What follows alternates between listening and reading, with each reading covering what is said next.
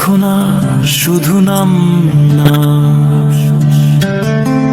একটা গভীর আফসোস, একটা না ফুরানো শূন্যতা।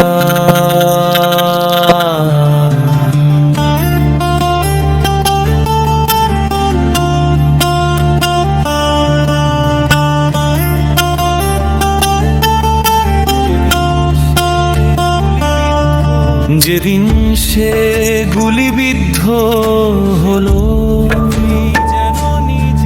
সেদিন থেকেই যেন নিজের ভেতরের ভাষা হারিয়ে ফেলেছি।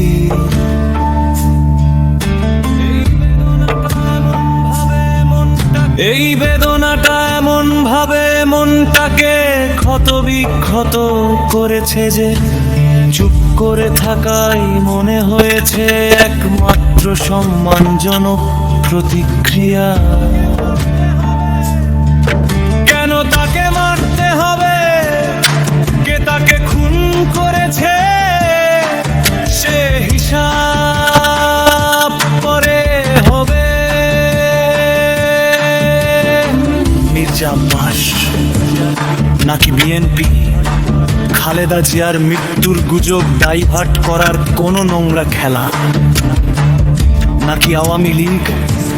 নাকি ভারত, জামায়াত, আমেরিকা, পাকিস্তান, চীন? রাজনীতির এই অন্ধগলি পথে সত্য একদিন বের হবে, কিন্তু আজ হিসাবের দিন না, আজ অনুভবের দিন। একটা বিষয় আমাকে ভেতর থেকে কাঁপিয়ে দিয়েছে। হাদির মৃত্যুর পর সে যতটা মানুষের হৃদয়ে ঢুকে গেছে, এটা শুধু একজন মানুষের মৃত্যু না, এটা একটা জাতির ঘুম ভাঙার মুহূর্ত। অদ্ভুত না? বেঁচে থাকতে যাদের আমরা ঠিক মতো দেখি না, মরে গেলে তারাই হঠাৎ আয়নার মতো আমাদের সামনে দাঁড়ায়। শরীফ ওসমান হাদি সে বক্তৃতা দিয়ে শেখায়নি, সে পোস্ট লিখে বোঝায়নি, সে লম্বা দাড়ি কিংবা স্লোগান দিয়ে নিজেকে প্রমাণ করেনি।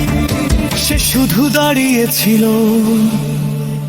সোজা হয়ে, ভয়হীন হয়ে, একটা বিশ্বাস বুকে নিয়ে।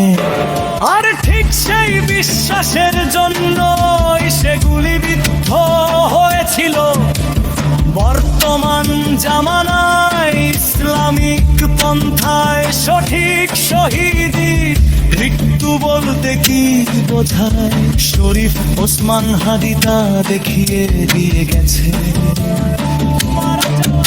শহীদ হওয়া মানে শুধু মারা যাওয়া না, শহীদ হওয়া মানে এমন ভাবে বেঁচে থাকা যাতে মৃত্যু নিজেই সাক্ষ্য দেয়।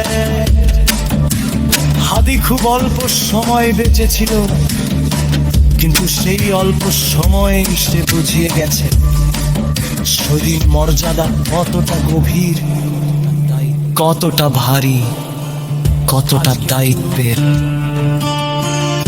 আজকের তরুণ প্রজন্ম যারা বিভ্রান্ত, যারা স্ক্রিনে আটকে আছে, যারা আদর্শ খুঁজে পায় না, তাদের সামনে হাদি একটা প্রশ্ন রেখে গেছে। তুমি কিসের জন্য বাঁচছ?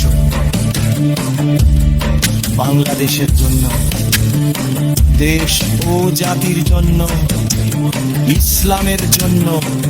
শহীদি মর্যাদা যে এখনো কাগজে বন্দী নয়, সে বাস্তব।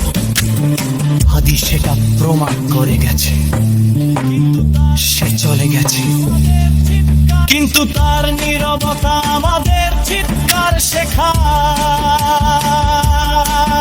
তার রক্ত আমাদের বিবেক জাগায়। তার মৃত্যু আমাদের জীবনের মানে প্রশ্নবিদ্ধ করে।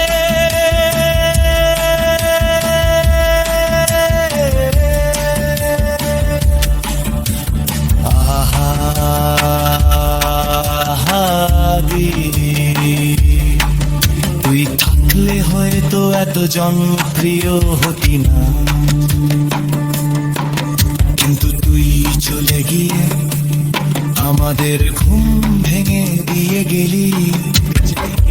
কিছু মানুষ বেঁচে থেকে ইতিহাস হয়, আর কিছু মানুষ মরে গিয়েই আদর্শ হয়ে যায়। হাদি, তুই দ্বিতীয় দলের।